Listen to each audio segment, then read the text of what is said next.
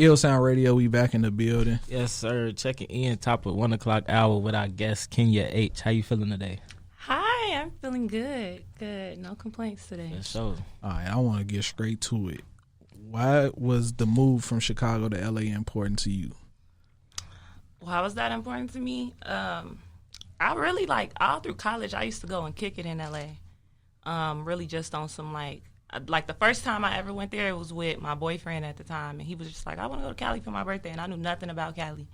And we went, and I was like, the weather here is so nice. The culture here is so different. That was my first experience seeing, people living great. Just people really living a life for real.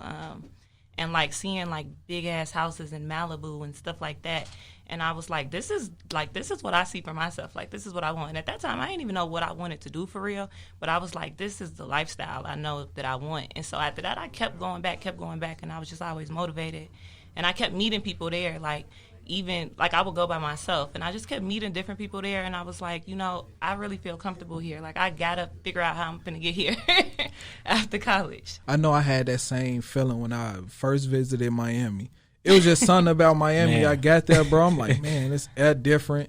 Like you saying, I'm seeing yachts pull up to the back of the crib and everything. I'm like, bro, this life, bro. I need this. You feel me? Now, growing up, what did you want to be? Growing up, what did I want to be for real?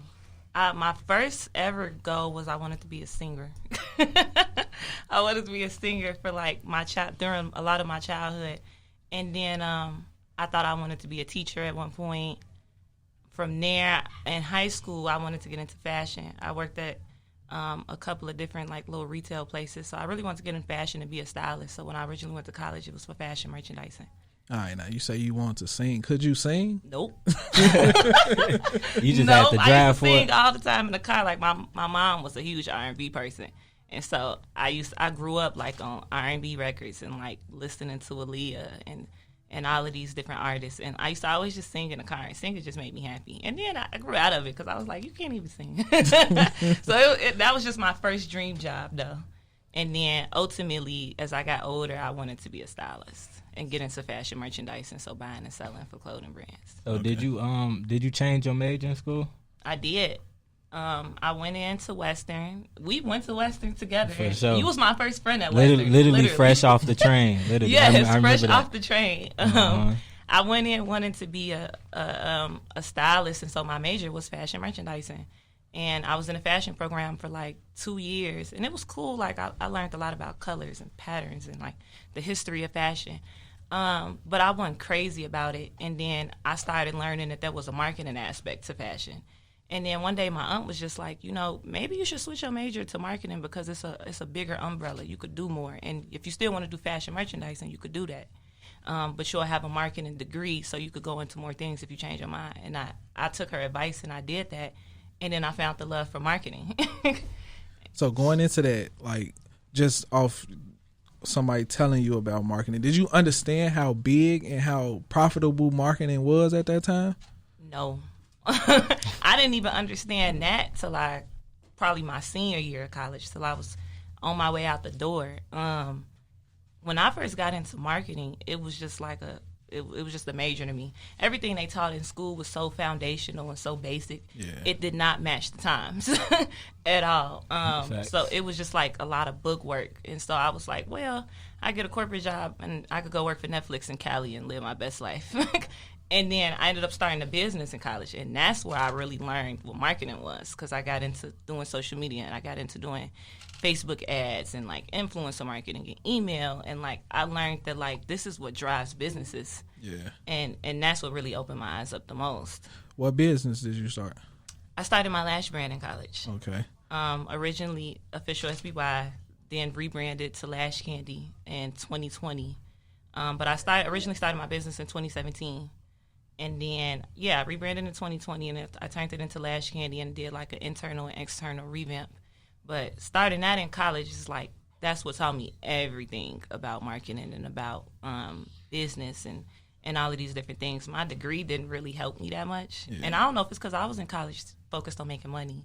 Like, once I started that business, it was like, okay, I got a way to really make income now. And at this point, I'm almost probably making more than my professors. So, like, what y'all got to talk to me about? So I was just showing up. And Western was one of them schools where we kind of put the hustle over the degree. You know what I'm saying? Cause Definitely. Like, I feel like a lot of people came out of Western with, like, this degree kind of flat, but my hustle kind of outweighed it. And I can say now that I know that you had a marketing degree, I don't think I ever seen somebody push marketing to the degree that you did, no pun intended, but to the degree you did without, like, you know, without actually getting a traditional marketing job, but doing your own thing. So would you say, like, what drove you to actually go that far? Like, besides the Cali dreams, but, like, when you was in the moment of making all this stuff? It was really like when I started my brand.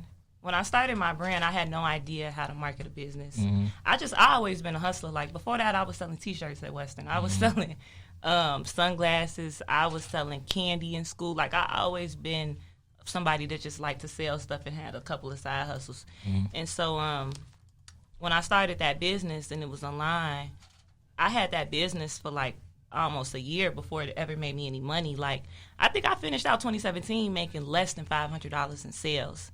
And it was like towards the end of the year, I had this job at Target during winter break. And I was working at Target, and I hated it.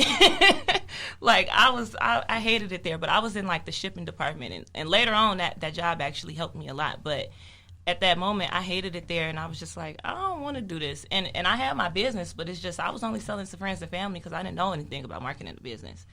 And I was texting my friend at work, like, I don't like this job. Like, I need to figure out my business because I don't want to do this too much longer. And she was like, she started texting me stuff like, you should try working out with influencers and you should try this and that. And then I just started teaching myself things. Like, I taught myself influencer marketing. I taught myself email. I taught myself how to build out my Shopify store and, like, Instagram and how to build a following and all of this stuff. And that turned my business up. Like, the next year I finished making like $30K in sales plus, which to me was a lot of money at that time in college. 500 to $30K?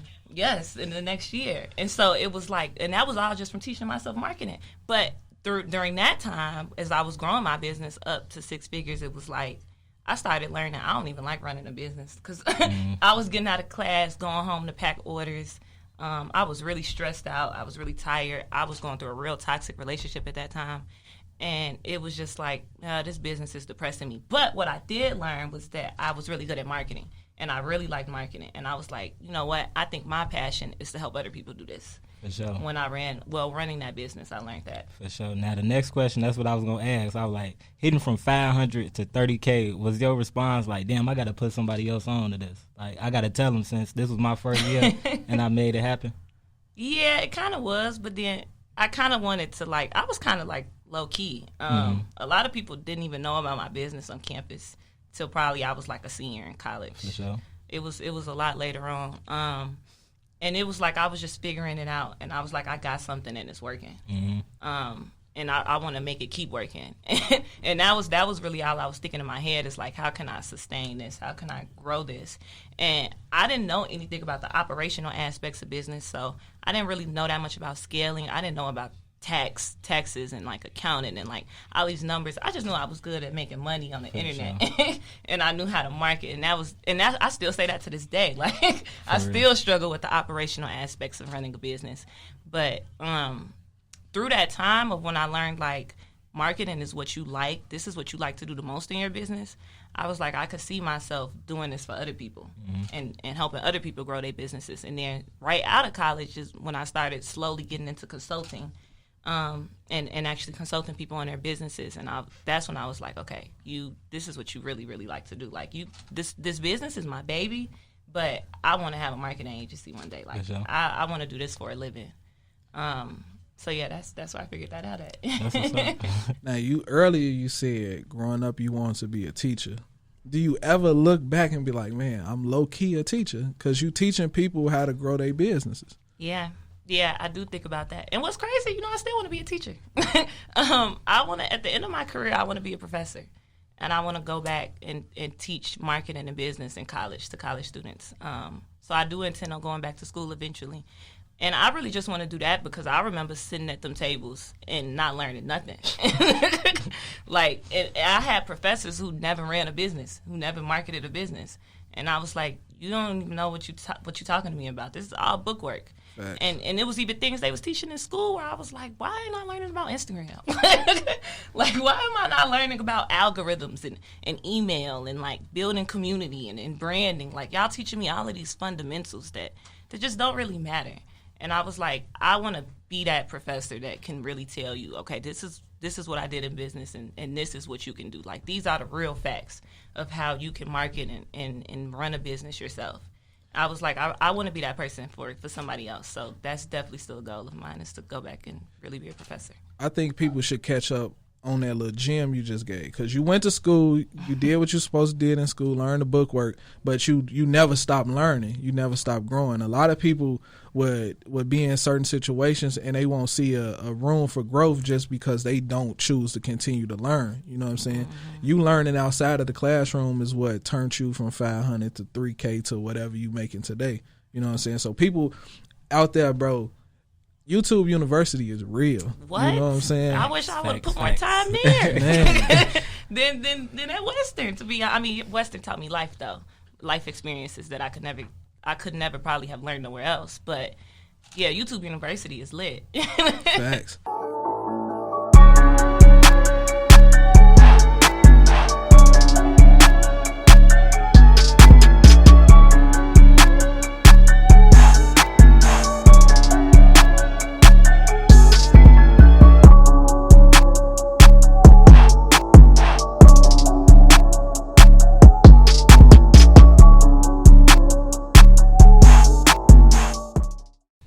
Ill Sound Radio, we back in the building. Yes, sir. Checking in with our guest, Kenya H. Now, when we was on the break, we was talking about how did you jump into music marketing, music consulting? Like, how did that start?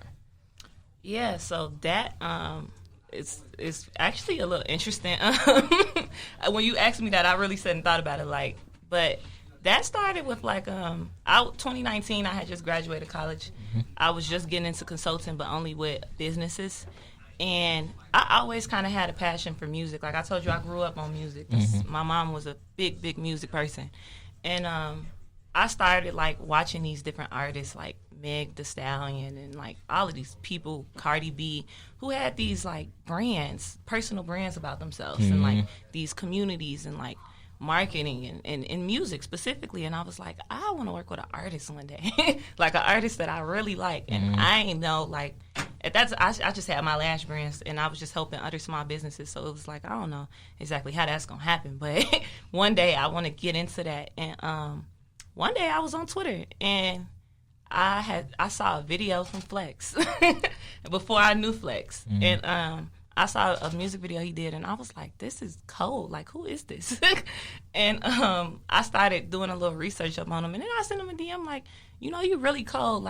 Nothing else really to say except you raw and keep going. And he responded back to my DM thanks. And then he asked me was I into marketing? Because at that time I was just getting into the marketing girl role, of that being my thing. And I was like, yeah, I do product marketing. I help businesses and da-da-da. And I really want to get into music one day. and we just started talking via DM basically. And I was like, I think I have some ideas, me and you can work together. And he was like, yeah, for sure. When the time is right, we definitely going to do something. And I was like, I think the time is now. And then we hopped on the phone one day. And then we talked for a while. And that was the first artist I got a chance to work with. Hey, that's a good first start. Yeah, that was the first artist I ever got a chance to work with. And, the rest was kind of just history from there. But, and that was 2 years ago. What would you say has been one of your biggest challenges, whether it's your last company or working with artists? My biggest challenge, I think, was probably crossing between the two. Because it was I had got known for having my lash brand, which, the beauty industry is the beauty industry. So for me to jump into music and working with rappers and stuff like that was what you doing? And I didn't really know how to go about presenting myself when people ask me, what do you do? And that was a big struggle for me just because I felt like I was almost being judged. And then it was a couple of people who did ask me, how did you end up getting into that? don't you sell lashes? And I'm like, y'all don't really understand my story. Like, I went into selling lashes originally, and I built a brand, and I marketed a brand, and I found out what I really like to do is market it. And now I'm just kind of discovering, like, my niche. And so I think my biggest struggle was just trying to balance the two of, like, okay, I have this lash brand, and then I'm also over here. And this is what I like to do, and these are things that I'm good at and that I can excel at, and that's just who I am. I don't have to just lock into one career or one title. And originally I thought I had to do that, and it took me a while to learn, and I didn't have to do that. Do you ever find a challenge juggling personal life with business life? Because I know I rarely turn off my business, you know what I'm saying? Like, I felt like I done kicked it my entire life, now I'm focused on what I need to be focused on. And a lot of people, it rubbed in the wrong way because it's like, man, I want to go to the bar, I want to go to the club. I'm like, bro, I want to sit on my computer, you know what I'm saying? I don't want to do nothing that you're doing because I've already done that. Yeah. So do you find it hard to juggle between the two, personal and business? I do. That's something I still struggle with today. But I really found it hard, like, back in college, because it was like in college, it was like I was growing this brand, and I needed to pack orders and, like, focus on emails and stuff that a lot of people around me didn't quite understand. And so it was a lot of stuff, like, I didn't participate in and that I couldn't do just because I was trying to build up this brand. And I was like, I'm not living like the average 21, 22-year-old. And I kind of want to live like the average 21, 22-year-old. And I was like, I got to worry about all of this other stuff and still try to graduate from this place. And then even after that, I struggled with it again just because I got so cooped up in work. Like, work became life. And it was like, where exactly do you have your personal life? And I would go out, like, don't get me wrong, I'd been to my fair share of clubs and bars, and, like, I went out and kicked it, but it was like I just couldn't find a balance. Like, at one point I found myself kicking it too much, and then I was neglecting my business. Yeah. And then recently, like, probably this year is where I learned that, like, I really enjoy having family time and, like, being around my close friends and family. I really want to be there for them all the time, and I can't just because of what I'm trying to do. And so now I'm really trying to find, like, a balance of, like, business and personal life and making everybody happy, including myself. I know I've seen my own personal, like, relationship go crazy or just go sour just because I was too focused on business. And at that point when I was young and I was extremely focused on building something and if perfecting my craft, I couldn't understand why somebody with me would want me to slow down or stop. You know what I'm saying? Even at the age I am now, I can't understand that. It's like, if you want to win and you say you want these things, then, and you keep telling me you want these things, then either you need to, one, help me, or you need to let me do me. You know what I'm saying? And a lot of people don't know how to be a strong backbone. You feel me? And they'll try to throw you off your path without even knowing that they doing that. Nah, that happens a lot. Like, when I was in college, like I said earlier, like, I was going through a toxic relationship, and part of that relationship, that downfall was that, like, I was growing my business while I was with that person. Like, they was with me when I started it till when it got big too. And I don't know if they just never realized, like, what was coming, but it was like I had to work a lot. Like, I was really focused, and I was with somebody at the time who didn't really understand that. What I was trying to do, like, they didn't understand how far I was trying to take it. And so, like, my relationship got toxic. Like, that person was cheating on me and doing this, that, and the third, and I went into, like, a little depression. And later on when we talked, he was just like, you was too busy. Like, you was too focused on your business and this, that, and the third. And I'm like, what you mean? Like, nobody else is gonna pay my bills. Like, I mean, he helped with stuff, don't get me wrong, but I'm like, nobody's gonna take care of me. Nobody's gonna help my family. Like, I was focused on growing my business so I could make sure my mom was straight at home in Chicago. And so I had a lot of pressure on me, and it was just like, for the person that you love to be like, you too busy. This is why I was out doing this. And now it's like you taking away from my vision because now I can't focus because I'm going through these motions with you. And after that relationship, I learned this, like, the next person that you be with has to fit. Like, they got to understand the vision, and that's the only way that it will work. Nice. And I became comfortable at one point where I was like, I'm cool with being single. I'm cool with being single. I'm cool with being by myself just because I work better this way, and I will date comfortably, until I run into the person who actually fits the puzzle. And I'm cool with doing what I'm doing and working on what I'm working on until I run into that person. Because when you doing the stuff that we doing, the person just gotta fit. Facts. They gotta fit. Facts. People weird, and it like I seen the Facebook post. They'll post like, I got the job, and it get a lot of likes. I started a business, it won't get no likes. It's like how you love me more working this 9 to 5. You know what I'm saying? Than putting 8 hours towards my business a day. Like it's just weird to me. Because nobody gonna believe in you till it works. Facts. And that's one thing you gotta learn early on. It's tough about having a business. Now, when you got everything going on, what's your favorite ways to just like disconnect, like get some you time? You know, get some me time. Yeah. I would say some of my favorite ways to get me time is I like sitting in the house watching YouTube. For sure. I like sitting in the house watching YouTube a lot. I try to give myself self-care Sundays where I go outside and just do things that I like. Like, I'll go pull up on Melrose in L.A., which is a street in L.A. and West Hollywood, and just walk around because that's when a lot of people bring out, like, a lot of people will come out with businesses who sell merch and stuff, and they'll be, like, just outside on the block on tables selling their merch, and it's a great place to network and meet people.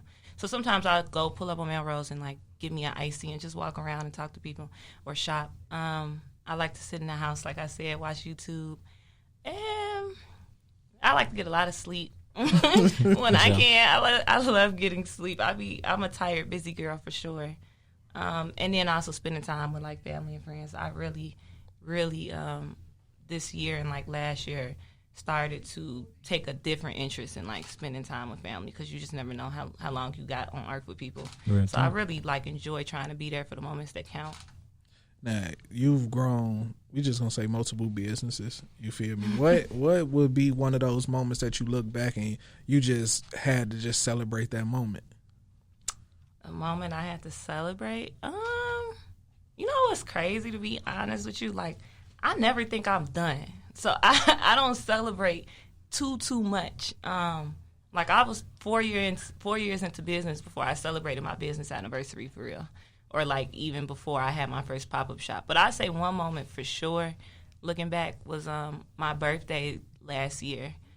I had my first pop-up shop in LA. And I had it the day of my birthday. Like, I literally wanted to work on my birthday. Ain't nothing wrong with that. And, like, the turnout was great. The support I got was great. And it was just, like, a really great day. It was a really great time, like, for me to have my first pop-up shop with it just being my business and actually have people come in a door and, like, tell me they support my business. And they didn't even know me, but they just knew my brand. Like, to experience that was, like, totally different, especially in a totally different state than where you grew up at. Was like, wow, like, okay, I'm growing something here and it's working. and that was like really a time to celebrate for me. For sure.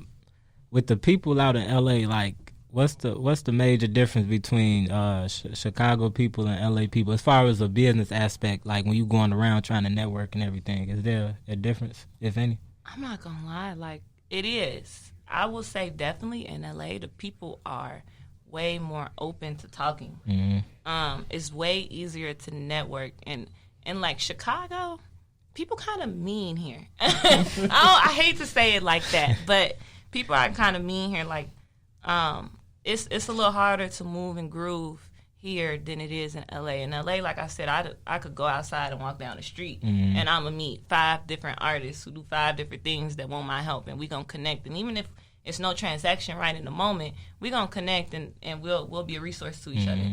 I walk down the street and people just ask, they be like, oh, what's that on your chain? Like, oh, let me follow your business. Let me support your business.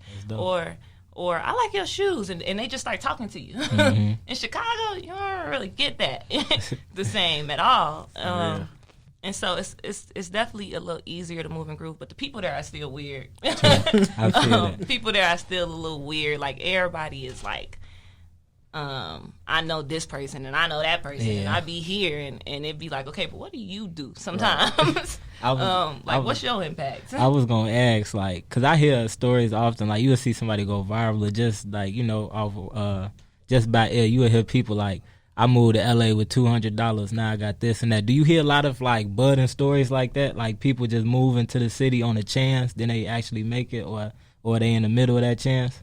I ain't gonna, I actually do. Like, I know a lot of people like that I done met who was just like, I just came out here trying to make something. Mm-hmm. And I ain't gonna lie, like, I respect it. Yeah, for sure. It's hard. Like, definitely.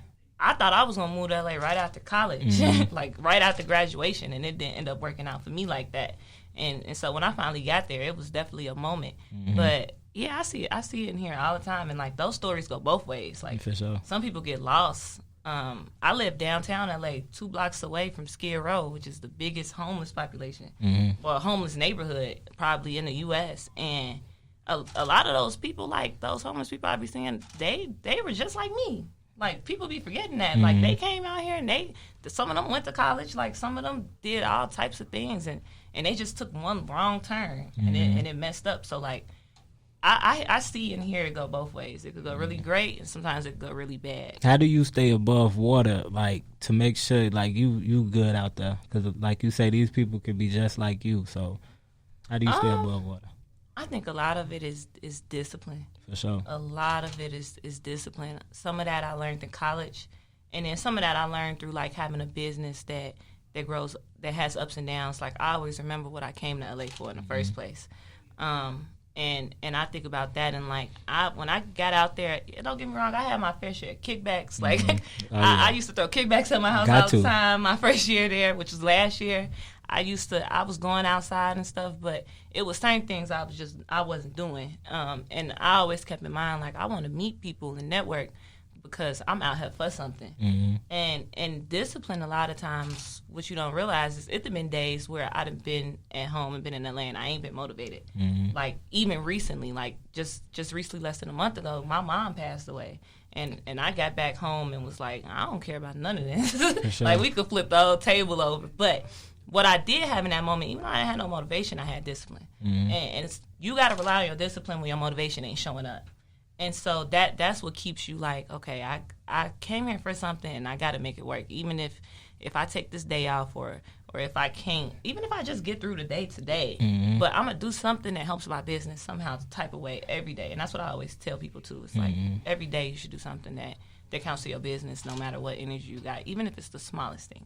That's real, because it's crazy. I'm glad you said something like that, because that's something I just learned, like, literally last month. Like, with things going on, I actually took initiative and, like, planned ahead for, like, me being unfocused. You know what I'm saying? Like, I'm going to take these couple days to be unfocused, get myself together, but I know when next Monday come, I'm back on it. You know what I'm saying? So sometimes you do need that time off for yourself like that. And that's been me every day for sure. Like I'm still kind of getting back to a place where I could work. And I'm used to working through stuff. Like, for sure. A lot of my pain that I done had and went through, and like my losses I done went through, I done worked through them. And that's always been my little thing. And this was a time where, like, I was like, you can't exactly work through this. For sure. But what you can do is do something to give yourself a purpose every day, even if it's the smallest thing. And so that was what I was telling myself. And it's been working okay. Like, I'm going through the motions for sure, and it has its ups and downs. For sure, got to keep it going. Yo, it's your boy Biko. Make sure you head over to the Apple Store and Google Play Store and download the iLLANOiZE app right now. From there, you'll be able to stream iLLANOiZE Radio live every Saturday from 4 to 6 p.m., as well as stream podcasts, watch interviews, check out the latest news, and so much more. So head over there to your App Store and download the iLLANOiZE app. Ill Sound Radio, we back in the building. Checking back in with our guest, Kenya H. Now, I got a real hot question real quick I got to ask. Has free game ever got you paid? I'm pretty sure it has. That's why I went and asked it. What? Because you be giving out a lot of free game. Has free game ever got you paid? Free game has got me paid a lot. Free game Talk has probably is what's giving me a lifestyle. For sure. But a lot of people don't realize is that your personal brand is everything, right? So, like, I get on the internet and talk about marketing all day, just because it's what I like, for one. It's what I'm passionate about. But that's majority of the time. That's how I run into clients, and like outside of like in real life when I go outside, that's another big way. But next to that is just from me talking about marketing and talking about what I do all the time, and like giving out all the free game that I give out. A lot of that always results in getting new clients and working with new people for me. Just because people need to see that you're good at what you do. And a lot of people don't realize that it's like, you can't just go out and be like, I'm doing this and this is how much it costs. How are you actually branding yourself? Exactly. Like, what community do you have? And so, like, over time, me giving out free game and giving people tips and tricks and, like, how to do this and what to do. That has like built a community for me of people that really think like, oh, you're really good at what you do. And those are the people that are like always coming back to me to book consultations and like book coaching or book me for their rollouts and stuff like that, are people who just saw a retweet from me on Twitter talking about why you should market your business like this. So overall, free game is probably what has built my whole marketing business so far. For sure, because you gives it out. You know what I'm saying? A lot of people don't cash in on the gems and the advice that they can give people. You know, so that's why I went and asked that. All right, let's say I'm just starting a business, or I'm an artist, just creating my first song. I don't know nothing about marketing. Should I go with the organic traffic, or should I just jump straight into paid ads? You should start organic. Well, first, if it's your first song, you should master your craft. You should stay in the studio. I get a lot of artists that reach out to me and like want to pay me to get on board and stuff like that and do rollouts and stuff for them. And I'll check out their music and their brand first, and I turn a lot of people down just because a lot of the times you need to work on mastering your craft and actually building up. You need an organic community to do anything. Like, you could do paid ads, don't get me wrong. Like, it helps you with getting exposure. But ultimately, to really live off your music as an artist, even if you're not famous yet, there's a lot of people that's living off their music comfortably that's not on the radio. And it's because they have communities. And so that's something that I talk about a lot with artists that I run into, is like, what are you doing and what are you putting out there that's really helping you build your personal brand and building up and engaging with the community of people who really mess with your music. And if you don't have a community yet, you probably need to work on mastering your craft, or you need to keep at it a little longer. So let's go get in the studio. I tell a lot of people that's my answer a lot. But overall, I would say organic is always the best way to go to me. I focus on building things organically, from businesses to artists. Now, if you can give your younger self any piece of advice, what would it be? If I could give my younger self any advice, it would probably be, you'll figure it out. I think it'll be, you'll figure it out. A lot of like my earlier 20s was, I went through like a lot of different things in life while I was trying to do what I'm doing, and I'm still trying to do what I'm doing right now at this moment. But I went through a lot of things in life where I just didn't know how to react or what to do, from like trauma to like depression to just sadness and not being comfortable where I'm at in life, like wanting to be somewhere farther along. But if I could go back, it would definitely be that you'll figure it out, and because that's always my advice to myself now. Like, even right now with the things that I'm going through, is that I know I'll figure it out at the end, and I know that I have an end goal, and that I'm just gonna go through emotions while I'm trying to figure it out, and that's totally okay. I'm 25. So yeah, that'll be my advice, is to remember that don't panic. You never panic. Just figure it out. Real talk. Do you have any plans on an ebook or anything in the future? Well, I just released a recent ebook within the past month, which was how to do a rollout. Yeah, that's what I meant. More ebooks. My bad. That was my recent one. And yeah, I'll probably do a few more. My ebooks I've really never planned. They're always kind of random, like just depending on the time. It really just depends on the time and like what I'm thinking about at that moment. Like, I think my first ebook was the handbook to running a business during COVID or something like that. And then I did 10 ways not to run a business, from all the things I messed up in running a business. So it's never really something planned for me. It's just something I do when I feel like it's a need for it. And then I hate to be one of those like ebook coaches and stuff like that. I really like in-person consulting and like sitting down with people and talking to people. So I'm pretty sure I will drop some more for sure in the future. I just don't know when or what they'll be, but be on the lookout, because it'll be some more. Hey, shout out to your first ebook. I bought it. I think it was $5. You feel me? I'm like, it ain't taxing. It don't cost that much. $5. Why not? You know what I'm saying? A lot of people try to charge $20 for an ebook. It'd be 5 pages. Like, oh man, that you could get out. And I like to make my ebooks like pocket style. Like, I want you to be able to do what you're doing and just pull it out and look it over when you need to reference something. So I always make them really affordable and really cheap, just because. And then I know the audience I got is people who got upcoming businesses. Like, I was the person who, for the first 2 years in business, I didn't have a lot of money to spend on stuff, to spend on $500 coachings and $100 ebooks that really didn't even teach me nothing, but had fancy fonts and stuff like that. So I was like, I want to make my ebooks specifically for my audience that might not have even enough money to get a consultation or something with me, but at least I could give you some knowledge more than what I give in free game. I could give you a little bit of knowledge. And the same thing with my YouTube, like, that's something that I just created just for people that might not have the resources to be able to talk to me yet, or just get whatever it is they need marketing-wise yet. But here's something that you can access that's accessible to everybody. So that's what's important to me with my ebooks and YouTube. All right, now before we get out of here, tell everybody how they can get in tune with you if they want to go find an ebook, how they can get an ebook, if they need a consultation, how they could book one. Sure. For ebooks, you can go to KenyaHMarketing.com.